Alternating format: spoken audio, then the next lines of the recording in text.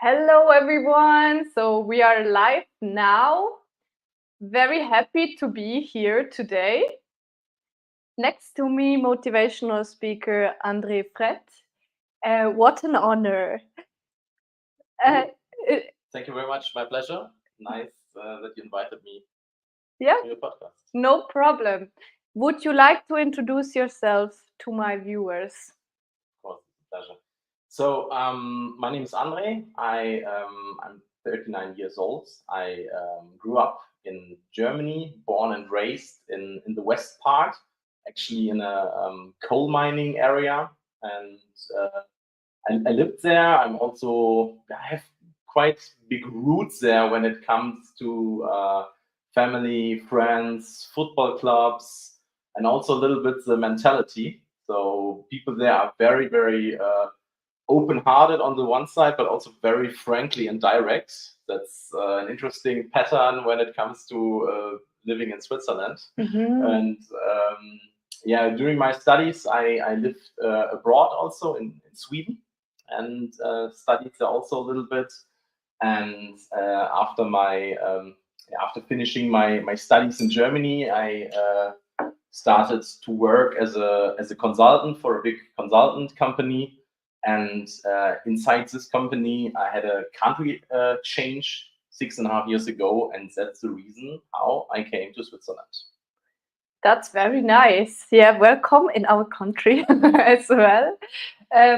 We are here today in actually your apartment. Yes. We set up a little bit of a broadcast scenario. Usually, you know that I do everything via the laptop, but today it's a little bit special because we can actually see each other in person. So that's very cool. But the most interesting thing and the reason why we want to talk to you today is to find out more about your motivational speaking career. That's where I also met you. I met you Yes. at the speaking event where I was photographing and you were performing. So to start off, I would like to, because I actually never asked you 100%, how was it for you to perform at the speaking night here in Wädenswil, where we actually met? Um, how was that for you? How was the experience in general? Um, I had already speeches before, but in Wädenswil, it was actually the largest auditorium where I ever was, and the most people that were in the audience. And one very big difference to other speeches I had before, the lights on the stage, they were so bright. I was so blinded, so I could barely see anyone. Actually, I could only see me. And usually, when you are in smaller locations, you hear people like, a little bit like sometimes clapping or shouting or something like this. But it was the beginning of the evening, and people were all a little bit shy, and that was the ice-breaking speech. And in the beginning, the ice was not broken yet. So people were all sitting there quiet, and the light was so bright, and I was standing there holding my speech, and there was no feedback at all. It was like as if maybe you are on a phone and the other person has already hung up and you don't know that. So I was holding my speech there. Sometimes I already brought some parts where, yeah, maybe in smaller, cozy rounds, people would laugh, but no one was laughing at all. So I started something in the beginning like, okay, they're still there, right? But it was all in all, it was an amazing experience. I really enjoyed that. I also called it. For me, it was the first time performing here in my new home. Actually, 1 month before I moved here. So yeah, it was a very special evening for me. That's I love to remember that, and I'm also looking forward to hold the next speeches here in Switzerland. Yes, very cool.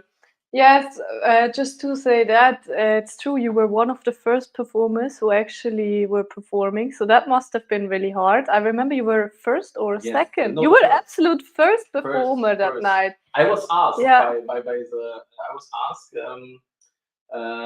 by Klaus if I could do the icebreaker because he Ah. knew some speeches of mine and he knew that I'm not a shy guy. And Yeah. I said, okay, we were thinking about the order in which the other speakers shall also want to place the different speeches.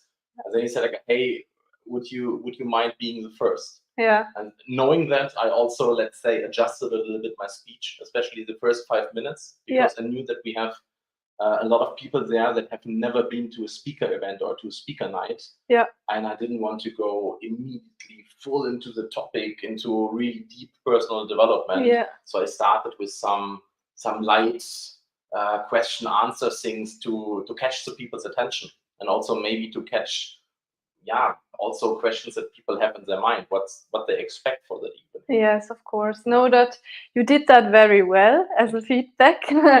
And also, I think it's not easy to be the first of, I think it was 8 or 10, eight speakers that night. Yeah. So there was a lot of different speeches that night, and you were actually the first who had to break the ice. And yeah, that was very cool how you did that, actually.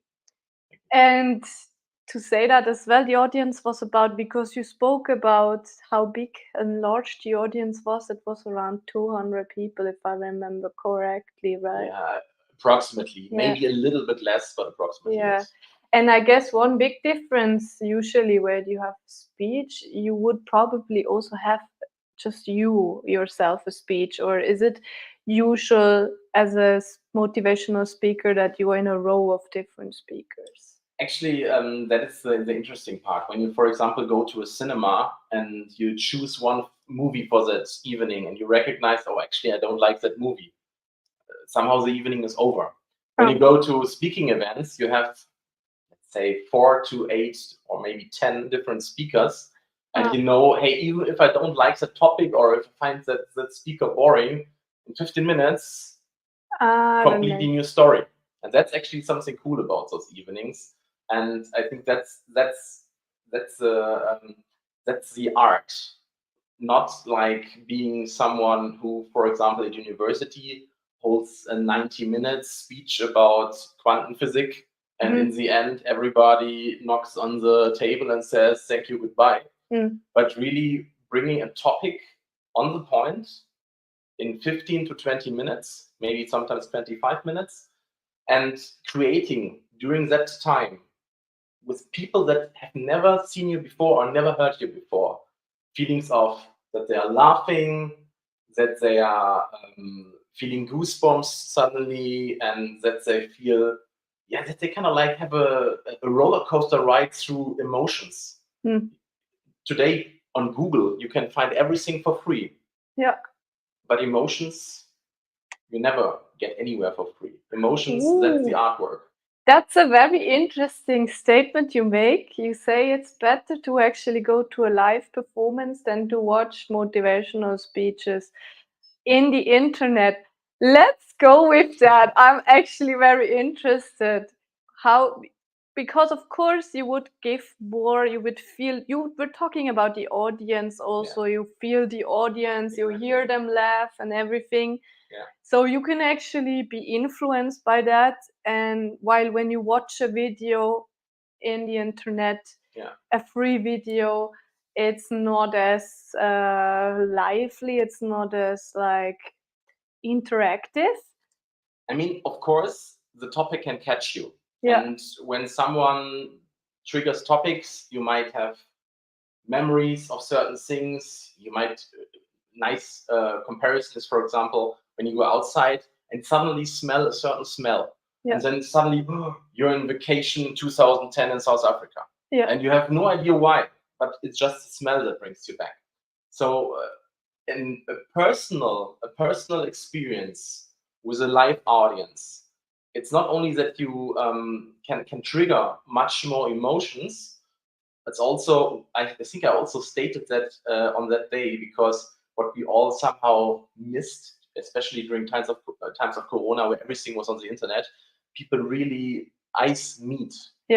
You share a moment, and you know, okay, the other person is looking at me.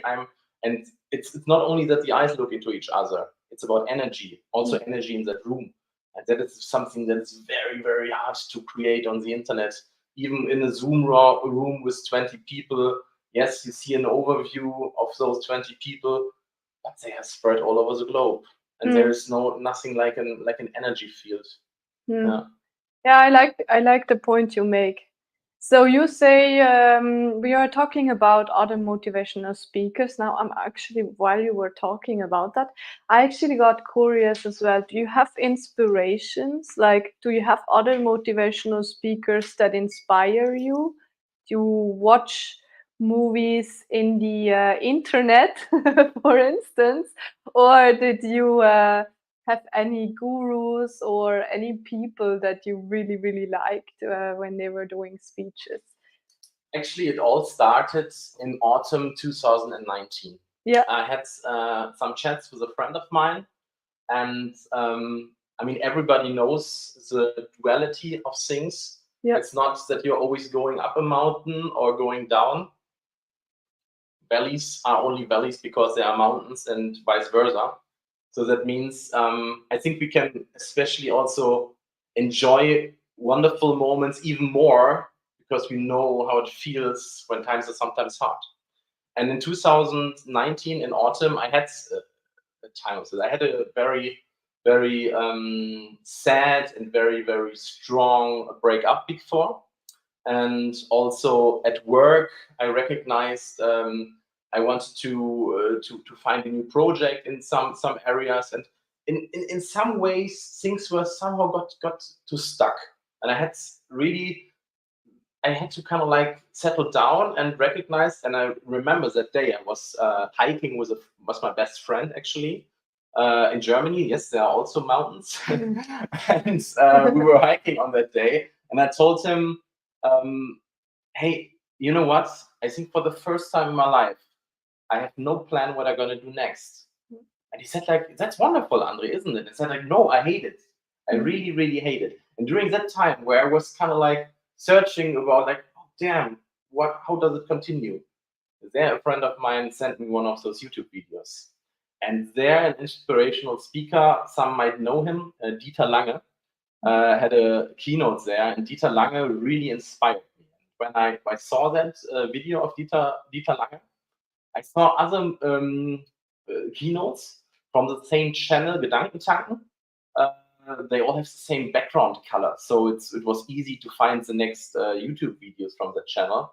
And I just recognized, okay, this guy looks like a friend of mine. So I clicked on it, and then I recognized, okay, he doesn't really look like it. Just the preview looked like him. And then it was Tobias Beck. And I watched the first video of Tobias Beck, and then I watched all videos of Tobias Beck. And I called a friend, and I said, like, hey, do you know Tobias Beck? He said, like, yes, I'm in his crew. Like, what the hell? And 2 weeks later, he said, like, hey, we have a crew offer.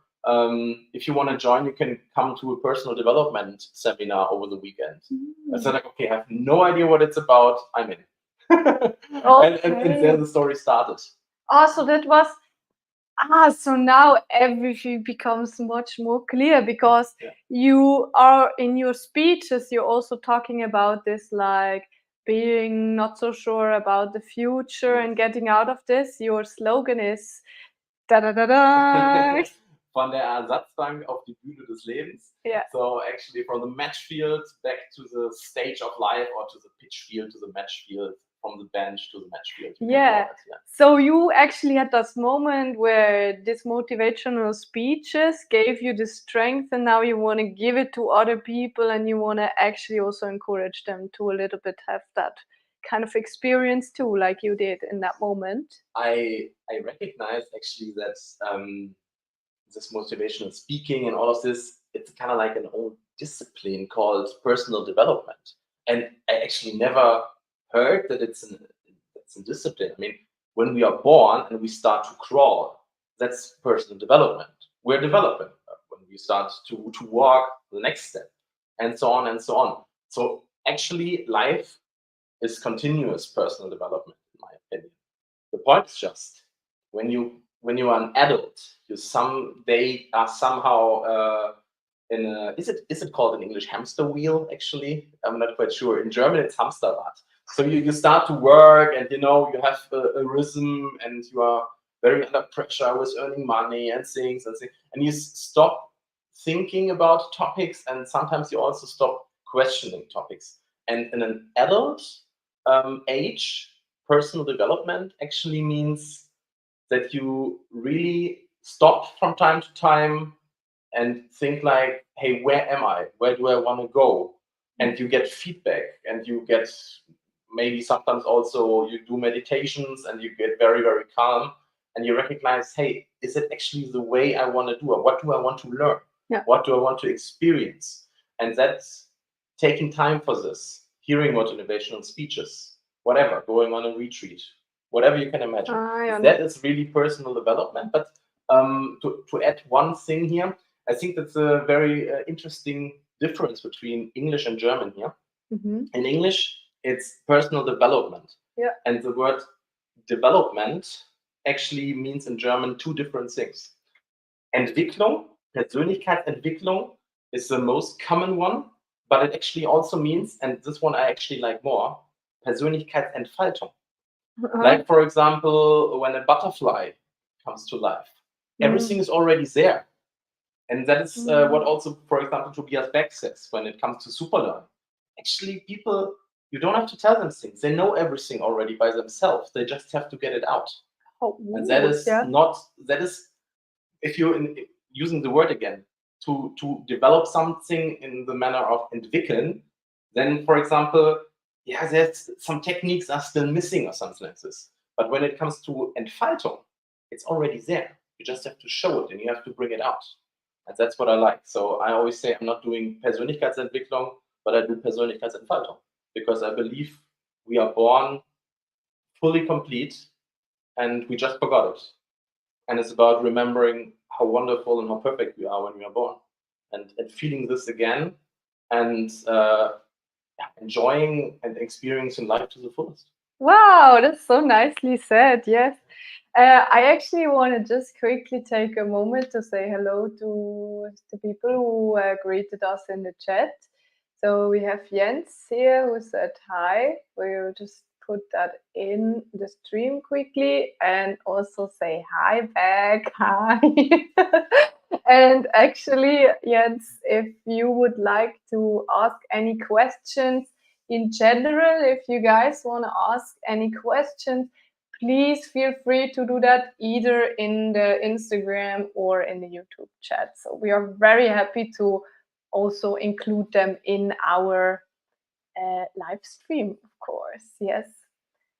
So yeah, I really liked what you just said with the personal development, how in English it's very technical and in German it's actually more of like peeling back, like almost the layers of an onion or something like that. Yeah. So, and also another thing that I just really took from the things that you said is also that once you get an adult, you actually slow down and you take that time to reflect yourself, to meditate. So I would like to ask you to elaborate on that a little bit more. So what role plays meditation for you? I also see you have some stones lying over there, and I saw in your water can there's like, or how do you call that? Flower of life. Yeah. It's a flower of life. Oh, the flower of life. Yes. Yeah, you have like a picture on your bottle or in your water bottle. It's actually energizing the water and changing the taste of you the might water. actually show that to the people quickly. Yeah. So it's just a big what we some of you might know that sign here underneath. I think you can see it like this. The flower of life. Yeah. And additional, you see here those different rings of that bottle getting bigger and bigger and bigger. That is actually not a coincidence, but it's a Fibonacci.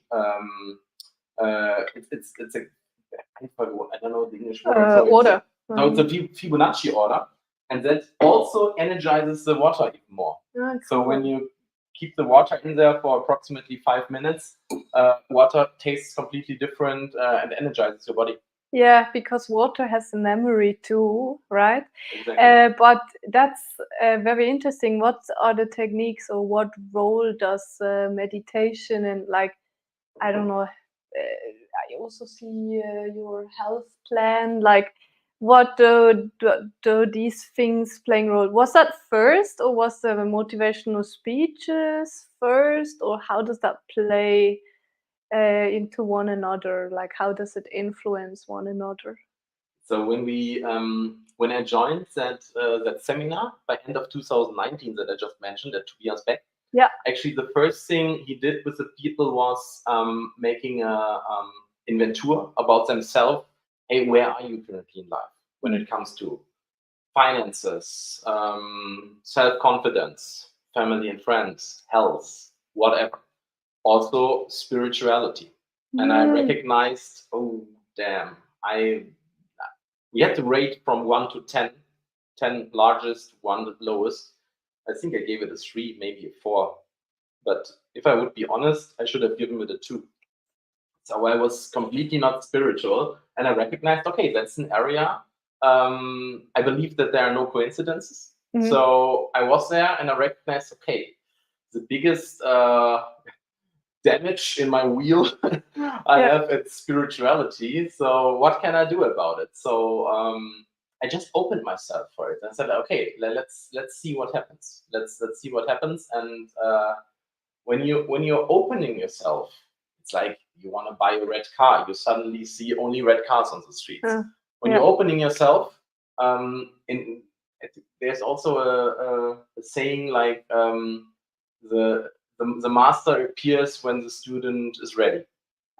So in that moment, I suddenly got to know, for example, Ellen Michels, and recognized that she's giving also a small weekend seminar a few kilometers away from my mother's hometown. So I said, like, okay, I just go there, and step by step by step, I also attracted people that were very, very spiritual and were meditating a lot. And yeah, I think 1.5 years later, I always had the idea to, as I mentioned with super learnings, that actually everything is already in us. I would say I'm a very extrovert person. So I have no issues to talk the whole evening. It's actually energizing me. But when you talk and you're completely in the outside, you miss yourself and you're not listening to yourself anymore. So I always said myself, I have to do a retreat. I have to go somewhere where I'm somehow maybe supported or maybe even forced to keep my mouth shut for a while. Oh, so did you actually go to a Yes. retreat, like a silent retreat? Yes, 9.5 days of silence. And you were able to do that? For the students that were there for the first time, they had kind of like a small checking every day where they asked them, hey, how are you feeling? Are you okay? Because they wanted to avoid that people run mad and jump from the roof or something like this. So that was the time of the day where I was allowed to speak. But to be honest, it would have been possible for me to skip that. I did not have the feeling like, oh, finally I can talk or something like this. No, because what I actually did, so we had the whole day a lot of schedules with a lot of meditations, and not meditations where people will say like breathe in, breathe out and relax or something like this, but really 1 hour of silence and experiencing Vipassana, it's called, experiencing what happens in your body, and recognizing suddenly, okay, pain starts, and then recognizing, okay, it's going again. So things like this. And so what actually my biggest takeaway from those 9.5 days of meditation were silence, no input. Means I also had my mobile phone 10 days off. I never had since I have a mobile phone 10 days off. So I recognize from day to day that my energy level is getting higher and higher and higher, because I could kind of like, whatever was in my mind, my mind could work on it and could store it away, and it was okay. I think a lot of people, maybe also me nowadays, working full time, also still as a consultant, we have so much information overload in us, and we don't take enough time to get that really sorted away in a healthy way. And that leads to feeling stress, maybe snoring at night, and other things that appear from this. Yes, of course. Yeah, we have the feeling we always have to be available. I noticed that as well when I did my trip in Australia. Okay. You remember? Yeah. That was the exhibition where I think, we met there for the first. That was actually the first time we when met. you made your Yeah. exhibition there, right? And the second time was the speaking night. Sorry, Yes. guys, we lied to you. Oh my god. No, but yeah. So I did that, and also in the outback, most of the time you don't have any reception. So I experienced the same as you, as something very like healing, very nurturing, like very clear, like cleaning, like it was cleansing my soul in a way, because I had an excuse to not be available. I mean, here in Europe, we almost have no places where there is no reception unless you have a bad contract like me for the phone. Actually, I But really, yeah. I did like it when I recognized that there's now Wi-Fi, on flight Wi-Fi in airplanes. Yeah. Because then actually I enjoy it, that when I have to board and I have to go on flight mode, at least for an hour and a half, I can switch off my phone without having a bad conscience. And then I recognize that people start to, I have Wi-Fi on the flight. It's like, why? Yeah. Why? We feel so obligated to be always available. Actually, we should come to the point where we be like not looking at our phones at all and not feeling guilty for it. But I've somehow forgot to do that. I think it's a very interesting thing that you mentioned, but let's just leave it here. Just send in the comments what you think about that and what your experience is on that. And we talk about it in the next stream again. Yeah, so while you were talking about religion, I was also thinking only Buddhism, or is there other religions you were trying to find some guidance in? I mean, I was born and raised, baptized as a Catholic, and like my communion, Firmung, and all those things. But I think when at the age of 17 in school, you could choose between religion and philosophy. I took philosophy. And I recognized, and I think that was the best teacher I had during my whole time in school. We had some really, really cool discussions about, is there a soul or not? And but the answer that we somehow, let's say, found out in our class never really satisfied me. So I was thinking like, okay, I mean, my whole life was actually already thinking about, hey, when was actually the start of everything? And when we know when there was a start, what was before? There must have been something before. So I actually recognized there must be a start and there can't be a start. And recognizing this, I was very, very, very young. And I still remember saying this to some other children in kindergarten. And they were really like, what's wrong with that guy? And so I also skipped it somehow. But I always came back to that question, like, why are we here? And all those questions always came up. And with this course of philosophy, actually with my teacher, that gave us a lot of inspiration also there. I actually started to think about, and I would say I changed from Christianity to agnosticism. Sorry. Atheist. Yes. Like you became an atheist. Not. It's like believing, yes, there is something, but we currently can't say what it is. Okay. That is agnosticismus in German. It's agnosticism. Yeah. And I think from this, during the last, let's say, 3 years or 3.5 years, this changed to spirituality. And spirituality actually leaves the door open to a lot of things. I would also say I experienced crazy things without taking drugs or something like this. And I'm spiritual. I think we are all spiritual. That's also what I said there. I think people that lie down and close their eyes at night to change their state of mind, to fall asleep, they change their conscious mind. and changing your beta to delta and theta stage, that's spirituality for me. And so we are all spiritual human beings.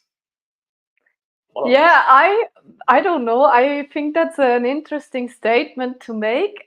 There's probably people who would contradict this, but I really like how you found in this like religion or with that question, you know, that's the thing that I found really interesting, how that question, where are you in life at right now and how's religion, like how much points would you give to religion, that actually like changed for you something and made you become a motivational speaker. Like that's a little bit what you were saying before, no?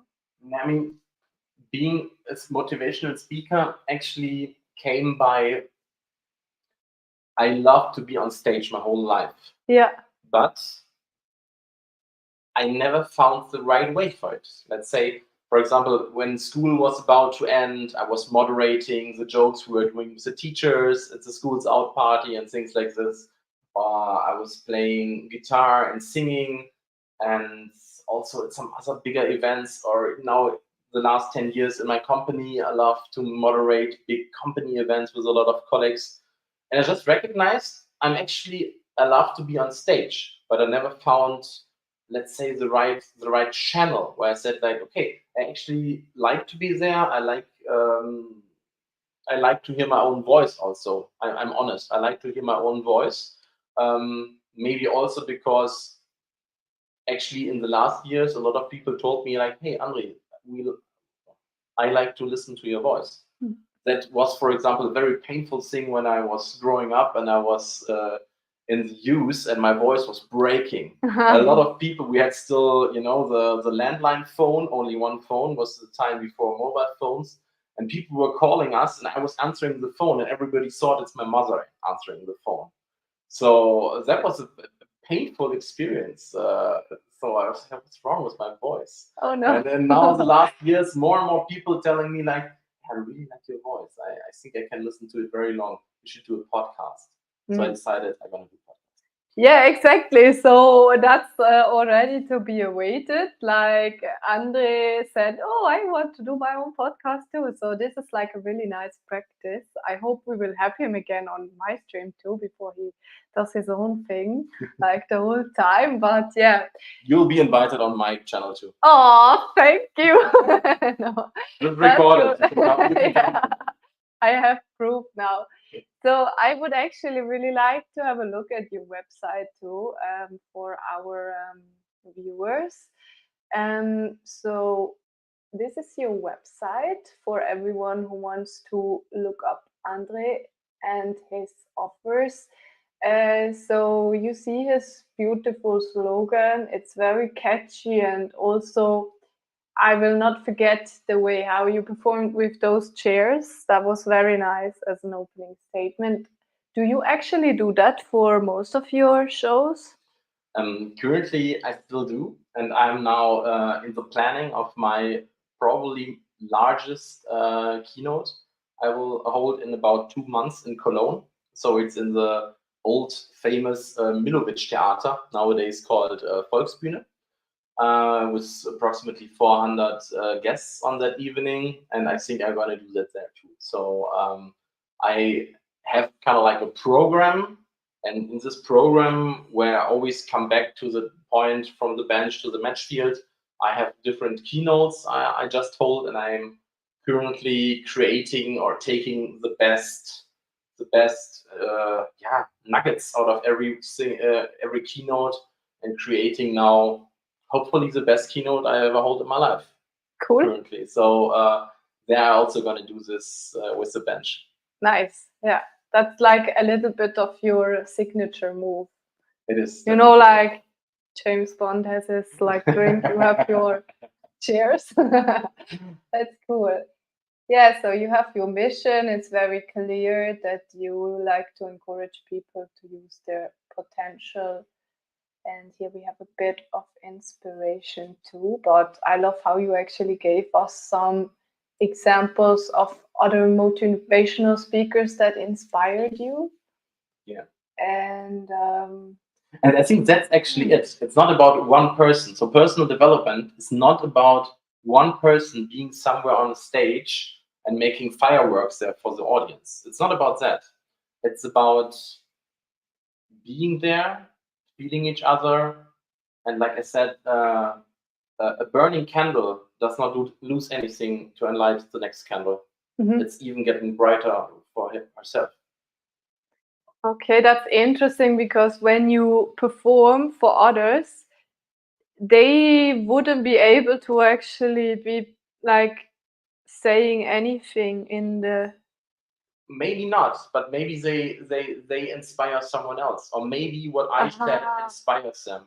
For example, when I had in January this year a keynote close to Frankfurt, I remember a person coming to me a few weeks afterwards and saying like, "Hey, it was actually your keynote that really got me moving and leaving my bench and going back on my match field." So it can be in different areas. It can be in job, partnerships. It can be in your family. I was actually not aware about that. Everybody who gets even born into a family takes a certain role. And everybody has a certain role in a family, and every role is only there once. And so people sometimes recognize, there may be always the dumb person, or where everybody does not trust in, or don't give this task to him, he will anyway fail. It is like this, and there's no good or bad. It's just roles and that we have in the family system. And I think there are a lot of people that actually not so happy with their role and would like to change it. And like always, chemistry or wherever, there's just one place in that whole construct where you need to change something and everything changes. People often do this with Familienaufstellung, for example. And that's what I do when I go on stage and I have 15 minutes, 20 minutes, whatever. And I'm fully there and I give everything.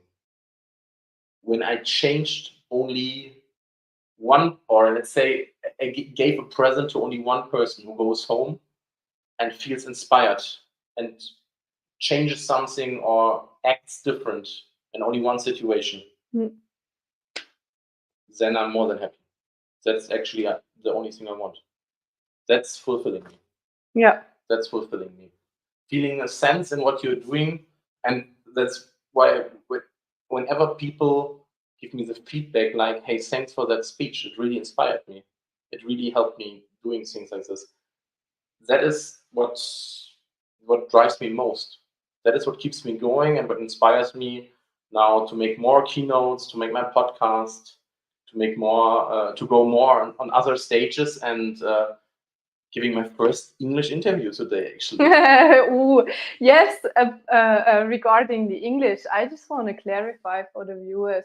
Keynote, Schlüsselnachricht, meinst du, Miss Schlüsselmessage, sozusagen? It's the key message. Yes, that's right. The word. Here we go. Exactly. Yeah. For example, after a whole day of people that telling you on a certain topic something, in the end, there comes the keynote speaker that brings, summarizes the Schlüsselnachricht, the key message, in 15 to 18 minutes, by also bringing entertainment, or let's say entertainment, I call it, entertainment in it. So infotainment, so that people also laugh and get on a high energy when they go home, and not nearly falling asleep. And as said, like at the end of a lecture in the university, and people, okay, 90 minutes, okay, tell us what we need to learn for the exam. Yeah. I get what you're saying. So did you ever have people approach you after a show and asking you for like private coaching? Do you do that as well? I didn't find anything about that on your website. Not yet. I'm a certified coach. So I'm able to do coachings. It's not yet in my portfolio due to time restriction. First of all, I want to focus now on the keynote speaking, but in general, also trainer activities, seminars, and also coaching will be in my portfolio. As I also like to coach, not the whole day, to be honest. coaching and really going through a process with a person, I experience as takes a lot of energy. Yeah. That is really when you're really deep there, you have to hold the whole round or the whole room for that person. That takes a lot of energy. Being on stage does not take energy. I go down and I have the feeling I fly. It's really nice. Oh, I love that. I can kind of compare it maybe to the acting or something like that I did as a child, but it's so cool as well when you have these lights and you actually, it was interesting that you said that you couldn't see the audience. No. You can only see the first row, but it was so far away. I remember from the setup, so you really probably did. That's funny. I did not see anyone. I saw the they had kind of like also to have it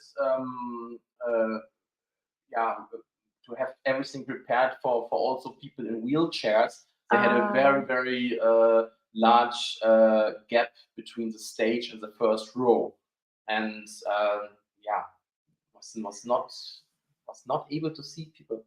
Actually. So it was like talking to some ghost somewhere. Yeah, actually it was. Yes, and you can.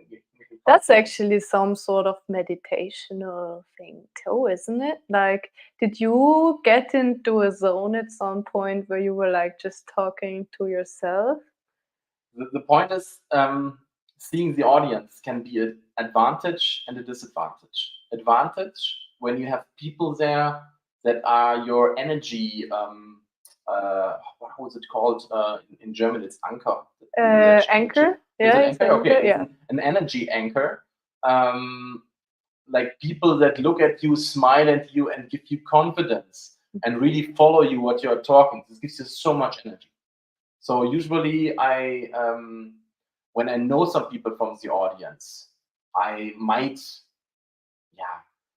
I did not tell them before, but I recognized maybe you could actually plan on that, saying like, okay, I place this person over there and this person over there, just in case I'm not feeling good, and I recognize, okay, I'm a little bit losing my red line in that speech, that you can look at them and you're again full of energy and your body is again in a different stage or something like this.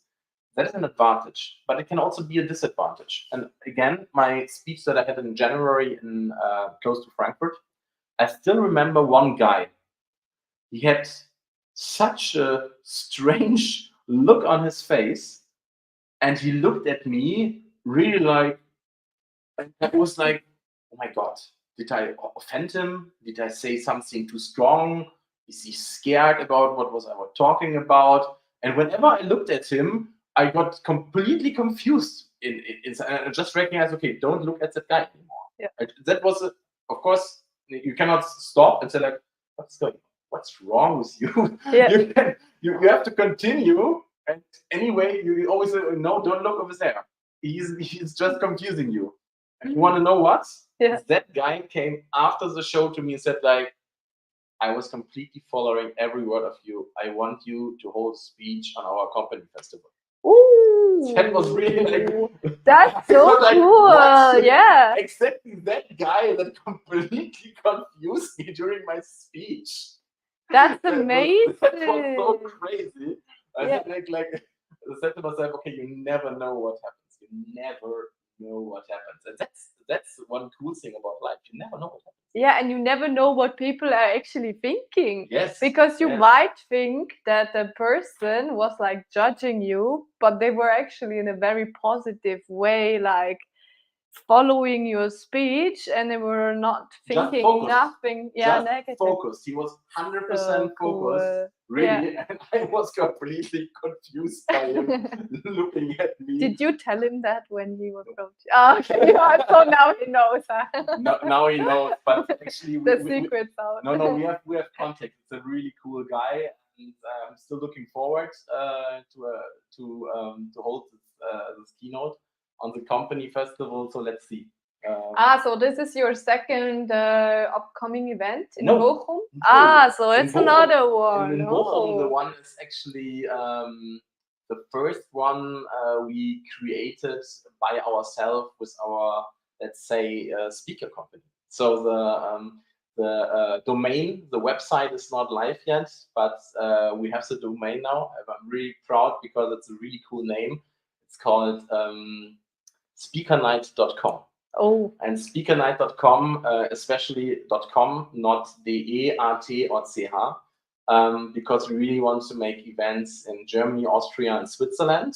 And who knows, maybe someday English-speaking events also further abroad. And yeah, I think there were already companies that were a little bit doing things like this, but they don't do that so frequent anymore. And we were convinced, like, hey, there are a lot of people that actually never were on events like this.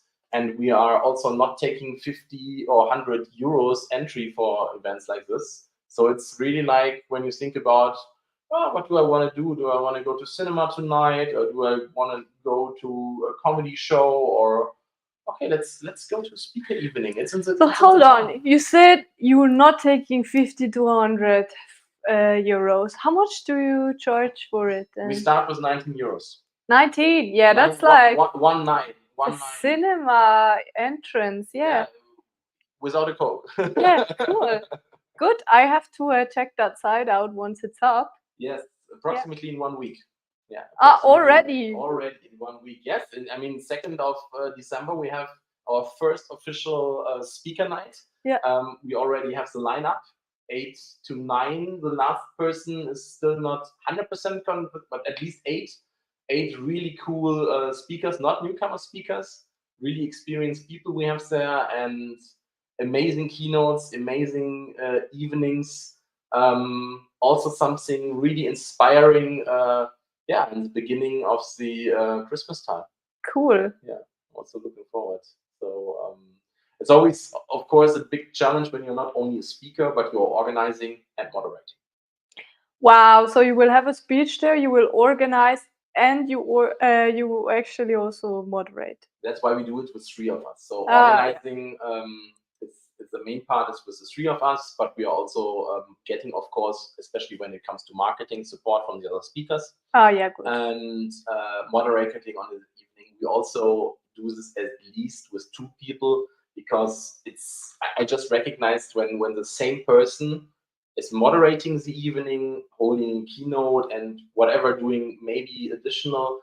I always had the issue or the problem that when this person starts to speak as the keynote, all other impressions are completely fresh in my mind. So what I do when I hold a keynote and do moderating in parallel, I look at least around my keynote in the minutes I'm not moderating at all, so that everybody recognizes somehow Andre is gone, and I change clothes.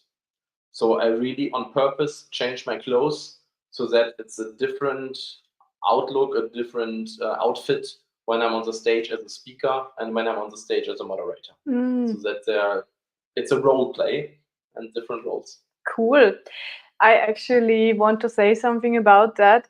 A lot of times when I talk with you, I just think, wow, Andre is like so thoughtful and he's really organized. Like you really think about so many things all the time and you really plan out everything. So now the big question, how long does it take you to prepare a speech?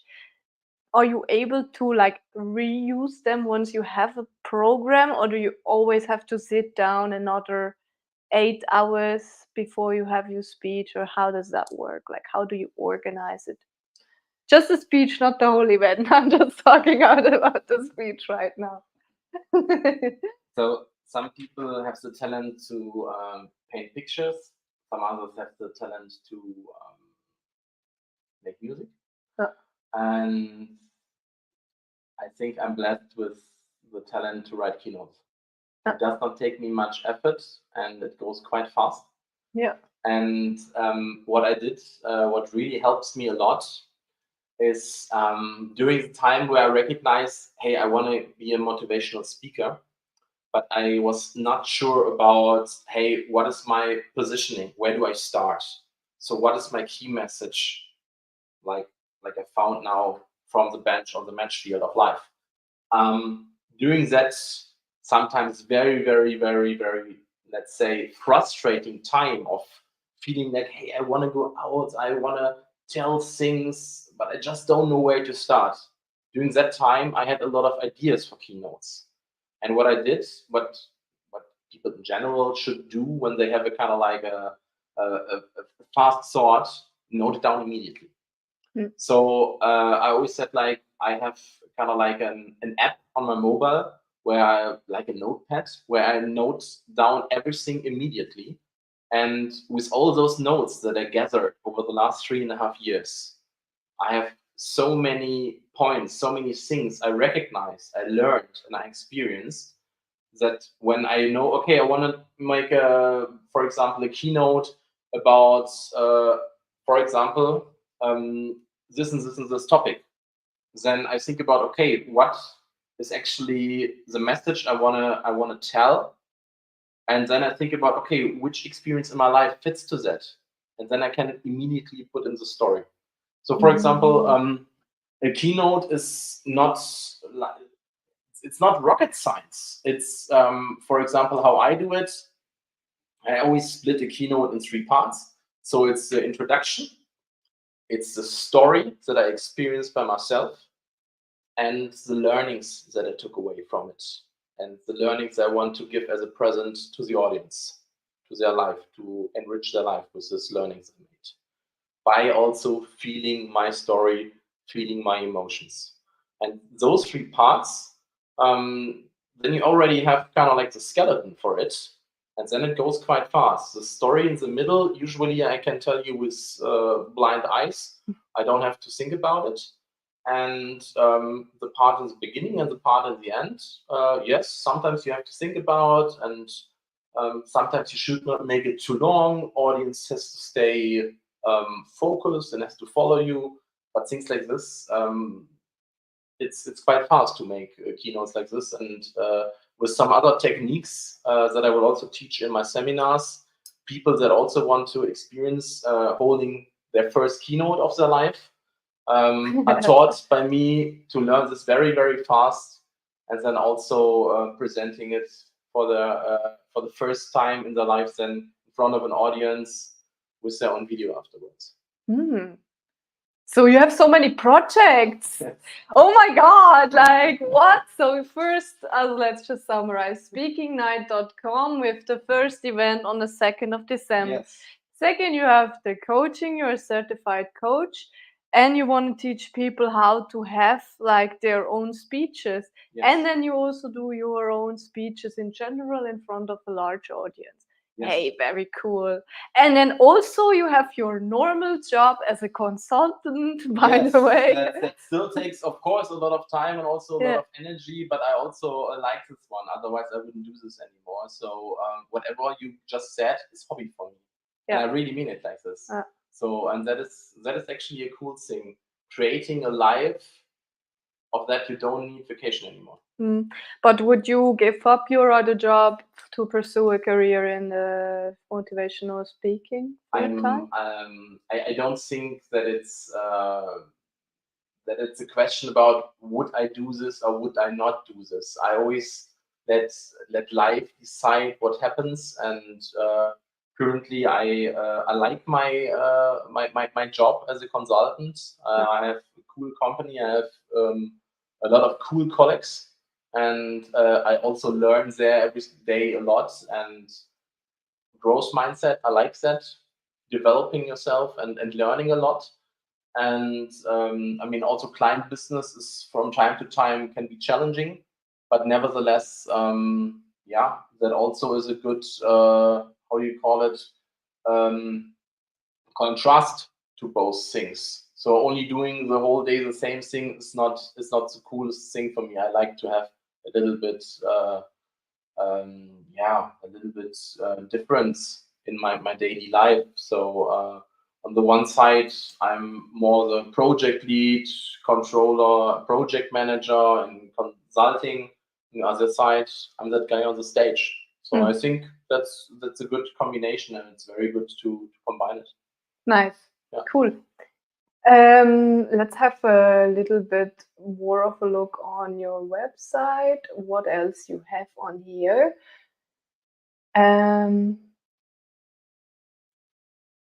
Yeah, that I prepare for the day and I'm not on the surface, but I'm going in depth and I'm showing you how I am 100% sure. Exactly. That is I really think, when I yeah. really, especially in the middle part of my keynotes, when I tell a story of my life that really happened like this, then I really zoom in. I really zoom in into that situation, and I have no idea also what happens then. But I take the whole audience with me into that situation. It's possible that suddenly my voice starts to stuck a little bit. Maybe one day I will also drop some tears. I don't know, but I go fully into that situation. I'm fully there, and everything else would not be authentic. Nice. So do you actually like practice the speeches before you actually? I do, and for me, it's actually that whenever I practice them, they never sound the same, because when I'm on stage and I hold a speech, I'm not speaking sentences that I learned before.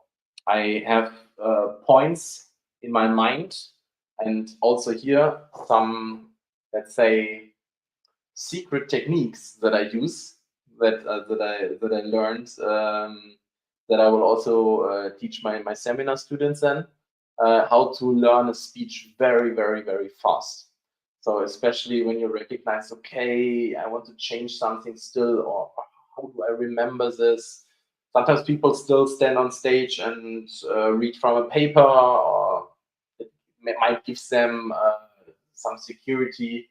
I actually, knock on wood, never had a blackout when it comes to keynote speaking, but I have always one security with me. So just in case I really lose the red line of the story, and again, knock on wood, never happened, hopefully never happens, but I have the most important points in the right order on the side of my in my wallet of the trouser. Oh, So that's also a little bit my my insurance. your lucky And charm. exactly, and knowing that it's there, so nothing can happen, gives me so much secureness that I never got to stuck. Super. Yeah, that's very nice. Yeah, that's cool. What else do we have on your website? How do I use this? Perfect. Here we are. Oh yeah, so we are already at the section with the photos. You also send me some photos to have a look at like later. Is there any photos that are like special, like an event that you would like to talk about right now, or would you like to look at the other photos? We can take the ones that you're just sharing. Yeah. The part where you see me in a actually training jacket, and also with my with a blanket over my legs. That was actually the first keynote I officially ever was ever holding, where I kind of like was talking about me stuck in the autumn of 2019 and feeling myself like on the bench, like a football player in the winter, with a training jacket because it's cold, with a blanket over the legs for not freezing and stuff like this. And so I started my keynote like this, and then I said like, okay, so here I am. It's my first keynote, and it's now time to get on the match field. And then I undressed, and afterwards I was standing then on the stage on my personal match field, and that's how I started my speaker career. Cool. But you just took off your jacket. Just to tell the people Just jacket. just to tell our dear watchers. I also had my tie on underneath, so okay, perfect.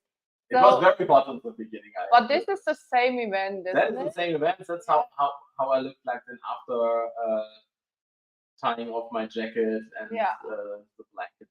Exactly. And then we have. That is a different event that is close to Frankfurt, actually, where I also had a keynote, and I actually recognized that I wanted to change something shortly before the event in my keynote. And some part of me said, like, hey, don't do that. Don't put yourself under that stress. But then something in me said, like, okay, you actually want to also show your students how easy and how fast you can learn how to create a keynote. Now test it on yourself. Oh, And I did, and it worked. okay. It really worked. It So really what worked. did you change? Now we're so The complete, curious. the complete keynote. The complete keynote. Oh my god. I just just for not spoiling the whole keynote, but I recognized in the preparation of that keynote that actually the stage where you see me here on is directly in the inbound area of Frankfurt International Airport, where I had an emergency landing years ago, and where I was for the first time scared to death, and I was afraid to die.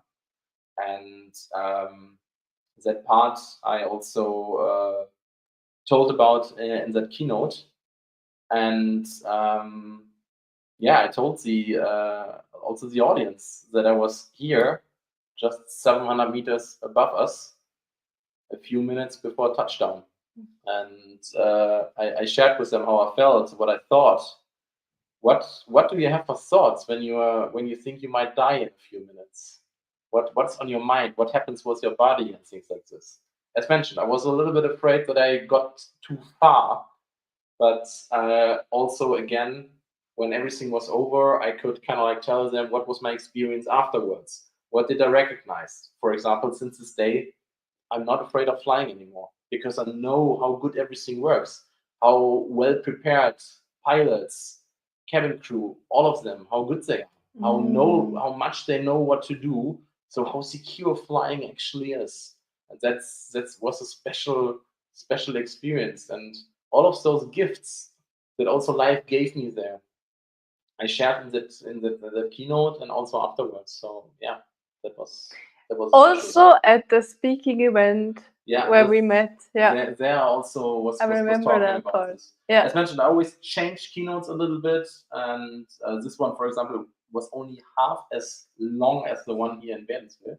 Yeah. But yes, this part was also fun. Yeah, how do you actually do that when you have like a specific time you have to fit in? Like, isn't it hard to to find the right length for your speech? Like, I remember at our speaking event there was a timer, so you were constantly like confronted with the time too. Actually, it should have been. I mean, the funny part was I was actually planning to make my keynote 18 minutes. Yeah. And then 1 week before, I learned like, oh no, you have 25 minutes. It's like, okay, what the Facebook? So what shall I do now? What shall I do? I cannot just talk 7 minutes longer. That's boring. So I somehow need to change the structure of it, first of all. Second, 25 minutes of monologue. Do people listen? Does it interest the people and stuff like this? In the end, it were more than 27 minutes, and people also said to me afterwards, they're like, wow. Yeah. They were completely out of space and time. They were just following that story. They could not have said if it's 10 minutes, 30 minutes, 1 hour. Yeah, that's a good indicator for a good speech. Yeah, that's a good point that you make. We have other photos. That's the other speech. That's the one in Frankfurt again. Also isn't it? The one in Frankfurt again. From Yeah. Wädenswil, I don't have pictures yet uploaded. Yeah. And also not from the last one in Bochum, but soon I will have probably a lot of pictures from Cologne, because there are also some really a lot of photographers actually that will take pictures of me in different angles. So let's see. Very Let's nice. see what comes. Let's see. I am just scrolling for your website. Sorry, I'm slightly distracted. No worries. That's cool. Worries. I like it. No, that's very nice. Yeah, should we actually leave it at that? Or is there anything very important that you want to pass on to our viewers? I think I have one very interesting point and a very let's say, interesting thoughts, but I think it would be a pity to speak now about it. So I would say, let's make volume 2 of our conversation one day. No, you need to give us a pre-taste. We can't just let you go like this. What is it? Come on. It's about currency. Cool. A lot of people think about, hey, what is the best currency today? Is it dollar? Is it Swiss francs? Is it euro? Is it crypto?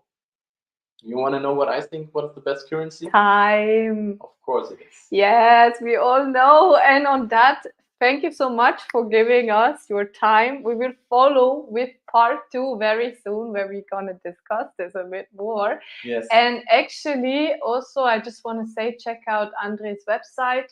It's andre-frett.com. And also his Instagram is the same name, Andre Frett Official. Exactly. And leave him a little message. Also, please leave us a little message in the comments if you have any more questions, or if you have any experiences that you want to share with us. Please feel free to do so. And then I really want to thank you for your time again. And let's say bye. Have a good night. See you. See you around. Bye-bye. See ya.